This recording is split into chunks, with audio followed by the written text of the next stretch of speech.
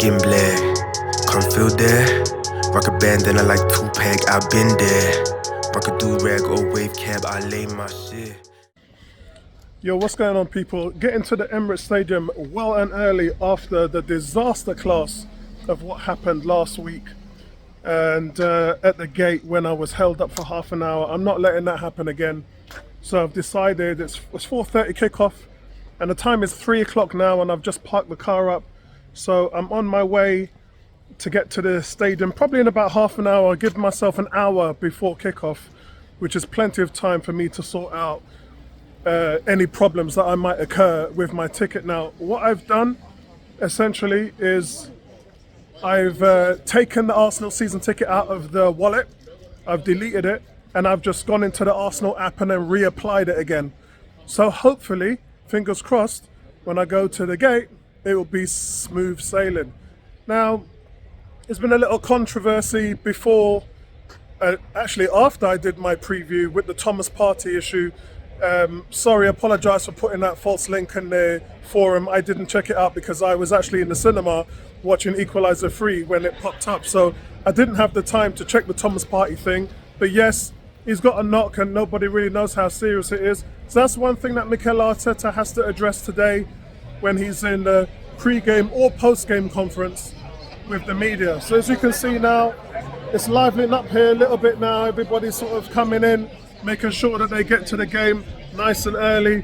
My expectation today, guys, is probably in adjacent to the Thomas Partey issue and the fact that Zinchenko's fit. Now, that's probably going to force Arsenal to go back into the allotted back four and a system that we ran last season. Havertz again, I'm sorry for some of you guys who don't like the player.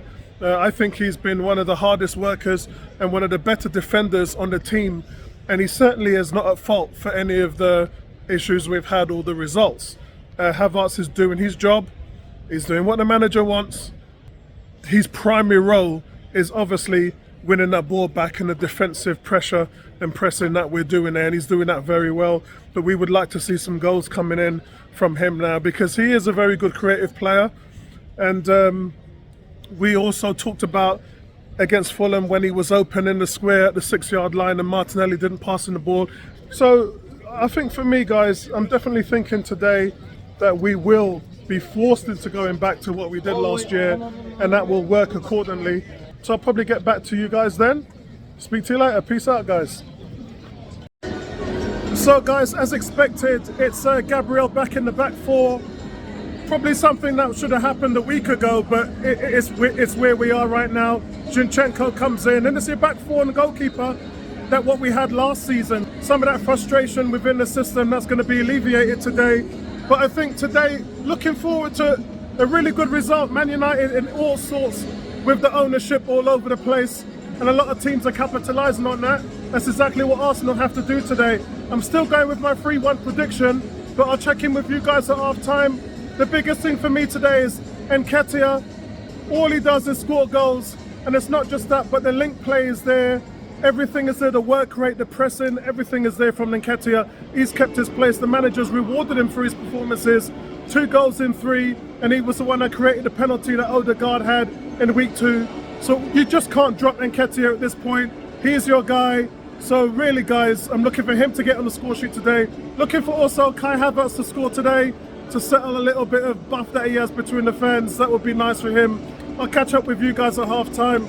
As I said, 3-1 to Arsenal today. Speak to you guys soon.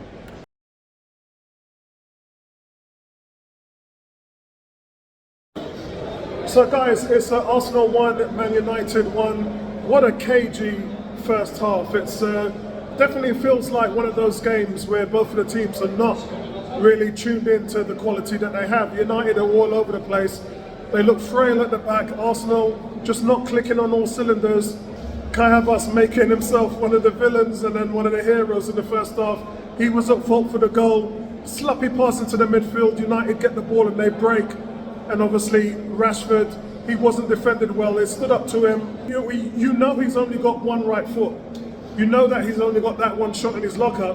And so you give him that space to make the shot, and then he scores the goal. So that's really defended poorly from Arsenal. But Arsenal within minutes go back the other end. Balls worked really well, a great team goal and then Odegaard, the captain, finishing it off, bottom right-hand corner. Really, really good finish, great team goal. But where did that come from? Because the passing has been erratic, the build-up play has been poor, the movement not great.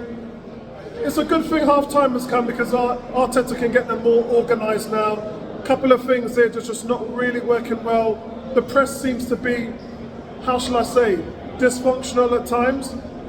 I think when it works, but when one person goes, the rest has to go, and that's not really happening. At the same time, we seem to be relaxed at times and letting United have the ball freely and just happy to sit back in a cohesive shape without doing nothing. So, and you can't really do those things. You're at home, you've got to take the initiative, you've got to be on the front foot, and at times Arsenal look like they're on the back foot here, which is not what you want. A little bit too lackadaisical for me, but Arteta's hopefully going to sort that all out. The fact that Kai Havertz really has been toying with the referee in terms of bookings, this isn't really the game that I think he should be starting. He had a chance to score, ball fell to his feet, and he was in all sorts with it and didn't really make any contact. He could have just switched it onto Eddie and probably could have done it with the finish himself. But this is a game where you look at Fabio Vieira and Smith Rowe playing part. So hopefully that change might happen sooner rather than later. I'm still going with 3-1, and the Emirates faithful here are playing the 12th man, but I do have to spot out the referee, Anthony Taylor. Absolutely awful. He's never had a great refereeing game here when he's officiating, but it's quite obvious to the naked eye that he's officiating one team and not the other, and it's blatantly obvious. Arsenal just missing those key moments from the referee to give them support, and he's just not doing it. There was one time when Anthony kicked the ball away right out of the touchline after a foul. It's a textbook yellow card for kicking the ball away, and the referee does nothing. So things like that is just winding the Arsenal fans up. And honestly, the FA have got to look at this. There's no consistency in terms of these rules for time wasted, kicking the ball away. It only seems to apply to Arsenal when it comes to those things. But I guess we'll see. Speak to you guys at full time.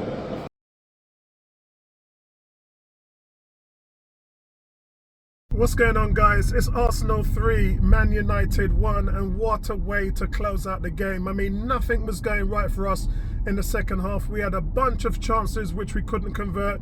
Saka's just had his worst day at the office and had an open square goal. He hits it right on the floor to Onana when he could have put Arsenal 2-1 up. United then go back and score in the 80th minute, but then VAR says that's offside, and it was the right call to make. Injury time comes from a corner. Declan Rice picks up at the ball, slams it into the bottom left-hand corner. Onana gets a touch on it, but it goes in for his first Arsenal goal.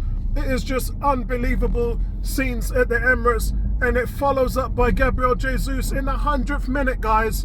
When United thought that they could go on a push for an equaliser, they pushed every man forward. Jesus breaks and goes past the defender, tucks it in on the goalkeeper and just beats the defender, takes it round the goalkeeper and slots it in the bottom right hand corner of the net. Absolute sublime finish, and this is what I predicted. I said the score would be 3-1, and that's exactly how it finished, and I could not be happier, guys. Absolutely brilliant scenes from the Emirates Stadium, and I'll check you guys out in the next one. I'm tryna be a black king, yeah. I'm tryna be a black king, yeah. MLK, Jay-Z, MJ, I'm tryna be a